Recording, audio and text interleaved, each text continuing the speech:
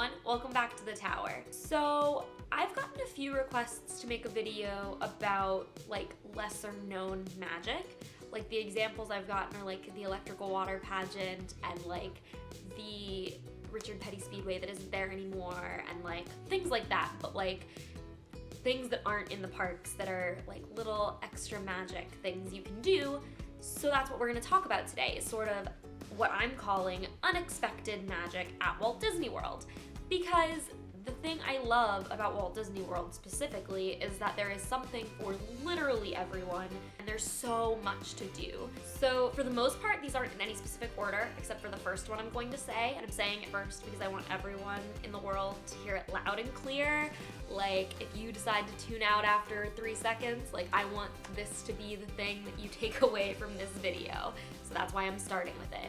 Trader Sam's Grog Grotto at the Polynesian Village Resort. Trader Sam's is definitely my favorite hidden gem in Walt Disney World. It is absolutely wonderful there, and I wish we had more places like it in Disney. It is an attraction all its own, and I just love it so much. For those of you who don't know, Trader Sam's is a bar in the Polynesian, and you could literally miss it. Like, you could walk right by it and not even know it's there. It's like tucked into a door that looks like it's probably a broom closet. Like, it literally doesn't look like it's anything special. And then you open the door and it's like this crazy tiki oasis, and it's amazing. So much fun. It is super low key on the outside. You could walk right past it and not even know it's there unless you were like looking for it specifically. There is a sign on it that says Trader Sam's, but like really low key. And when you open it, you're not really sure what to expect, and it's just this bar, and it's really small. I would say it's about the size of like 2 average bedrooms. Like, it's not huge. There's probably 10 tables in the whole place, if that. I went there for the first time in February, and I cannot talk about it enough. I cannot recommend it to enough people. The theming in this bar is to die for. It is absolutely excellent. There are signature cocktails, and with each signature cocktail, there is a bit of a performance that goes along with it. So my friend Angela and I got the Upola to share because it's literally served in a bowl. It's massive. And there was like floating chunks of pineapple in the middle to make like a little island, and all around the rim there was like cinnamon. And our bartender came to our table, put this drink down, and started chanting "Upola, Upola, Upola, Upola, Upola," and like, what? And like, we're all losing our mind because we were the first drink that we were like experiencing. And we were like, what the heck? Why is everyone chanting? Like, we had no idea what we were in for. Once everyone starts chanting, he proceeds to light the pineapple in the middle of the drink on fire and tell us to throw the cinnamon on it as part of a sacrifice. And it starts sparking. Like, when you throw cinnamon in it, like sparks fly out. And then he just goes over our heads and stabs the pineapple down to the bottom of the drink. And we're like, what is happening? But it was amazing. And while this is going on, there is a tiki god, Upola, coming out from the wall. Like, she's on the wall and like she's coming alive, and there's lights flashing on her, and she's like, I just don't even know what happened, honestly. I was so confused, but it was so funny. So that's one performance that happens. There's another drink called the Nautilus, which is served in a ship. It's also really huge. And whenever that drink comes out, the bartender puts on floaties and goggles and comes out with a spray bottle and sprays the entire bar and says, we're taking on water.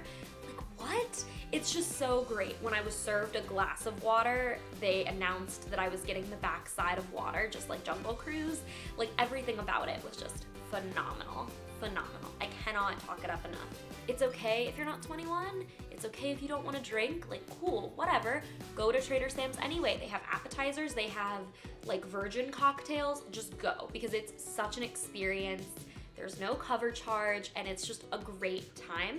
If you like the Jungle Cruise style sense of humor, you absolutely have to go here. Like, it is to die for. So definitely check it out. That is my #1 piece of sort of unexpected magic at Walt Disney World. Another piece of unexpected magic at Walt Disney World is Chip 'n Dale's Campfire Sing-Along at Fort Wilderness Resort and Campground.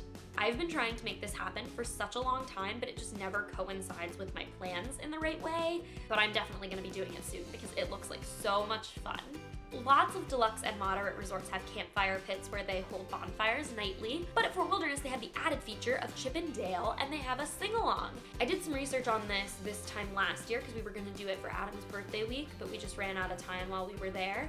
But they sell s'mores kits right there at Fort Wilderness for like $12, and it comes with like everything you need for making s'mores. But if you don't pay Disney prices, you can just buy your own s'more supplies and bring them to Fort Wilderness with you. So it's a really cost-effective and low-key magical option while you're at Walt Disney World. Another piece of low-key unexpected magic that I love are Suri Bikes. I absolutely love renting Suri Bikes when I'm on vacation in Disney. They're pretty reasonable to rent. For a pass holder, it's like $25 for a half hour or something like that, so not terrible. And they come in different sizes based on your party, so you can do anything from like a 2-seater to like, I believe 6 seats. I've never needed one that big though, but it's really fun. They rent them at several resorts. I've experienced it at Port Orleans Riverside and the Boardwalk. Boardwalk is especially fun because you start off at Boardwalk, but you get to go around that entire loop behind International Gateway at Epcot. So you go from Boardwalk around past International Gateway over to Beach and Yacht Club, past Swan and Dolphin, and then back to Boardwalk. And it's quite a loop, and there's several hills that like you don't really notice when you're walking as much, but when you're pedaling, they're exhausting. So it was a lot of fun. Adam and I did that for a date one day, and it was a great time. So definitely recommend that. And last but not least, the electrical water pageant. The electrical water pageant is like the strangest thing, but it's such a like essential part of Disney magic, and I would feel so strange if it was gone. Like, I rarely stop and actually watch it, but if I'm walking out of Magic Kingdom at night and it's not happening, I would feel so out of place. Like, that is not normal. For those who may not know, the electrical water pageant is a series of screens that float across the water on Bay Lake with different images on them. You can see it from the Grand Floridian, Wilderness Lodge, Fort Wilderness, Polynesian, Contemporary, Bay Lake Tower, and of course the Magic Kingdom. I think it's a really pleasant surprise. I would not take time out of my vacation to stop and watch the electrical water pageant. Like, I would not pencil it into my schedule if I was like there for a short period of time.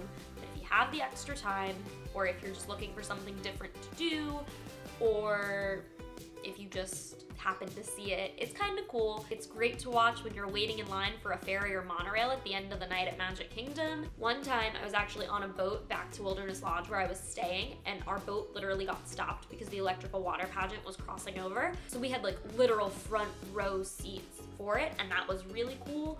So there's definitely magical moments that are created by the electrical water pageant. It's also important to note that the electrical water pageant opened in October of 1971, just a few short weeks after the Magic Kingdom did. So it's a part of our history, and I think every Disney fan should see it at least once. But I'm sure you've seen at least part of it once if you've been to Magic Kingdom at night ever. For more magical Disney content, don't forget to subscribe. Thank you guys so much. Have a magical day, and I will see you real soon.